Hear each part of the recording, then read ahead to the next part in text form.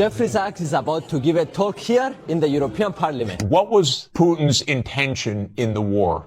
Not the propaganda that's written about this. Oh, that they failed and he was going to take over Ukraine. The idea was to keep NATO, and what is NATO? It's the United States, off of Russia's border. No more, no less. When the Soviet Union ended in 1991, and an agreement was made that NATO will not move 1 inch eastward. Now, what happened after 1991, the United States decided there would be no end to eastward enlargement of NATO. And the decision was taken formally in 1994, when President Clinton signed off on NATO enlargement to the east, all the way to Ukraine and into Georgia. So the NATO enlargement, as you know, started in 1999 with Hungary, Poland, and the Czech Republic. And Russia was extremely unhappy about it, but these were countries still far from the border. So the next round of NATO enlargement came in 2004. With the 3 Baltic states, Romania, Bulgaria, Slovenia, and Slovakia. At this point, Russia was pretty damn upset. So as everybody recalls, in 2007, President Putin said, stop, enough. And of course, what that meant was in 2008, the United States jammed down Europe's throat enlargement of NATO to Ukraine and to Georgia. This is right up against Russia.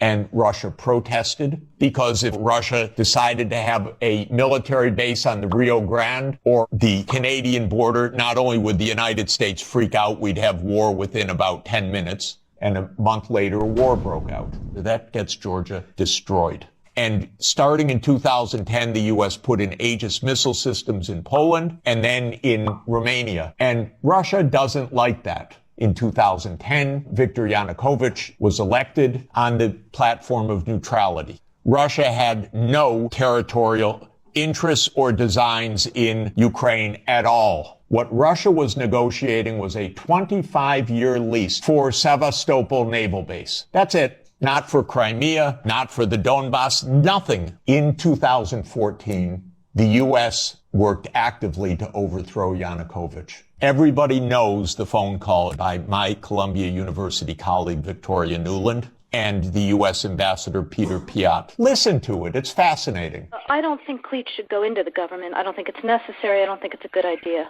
I think Yats is the guy who's got the economic experience, the governing experience, and, fuck the EU. No, exactly. And I think we've got to do something to make...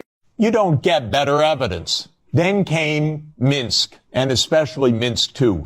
It said there should be autonomy for the Russian-speaking regions in the east of Ukraine. It was supported unanimously by the UN Security Council. The United States and Ukraine decided it was not to be enforced. There were many thousands of deaths in the shelling by Ukraine in the Donbass.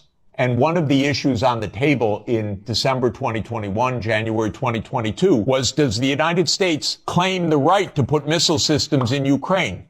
And Blinken told Lavrov in January 2022, the United States reserves the right to put missile systems wherever it wants. So the war started. What was Putin's intention in the war? It was to force Zelensky to negotiate neutrality. And that happened within 7 days of the start of the invasion. Ukraine walked away unilaterally from a near agreement. Why?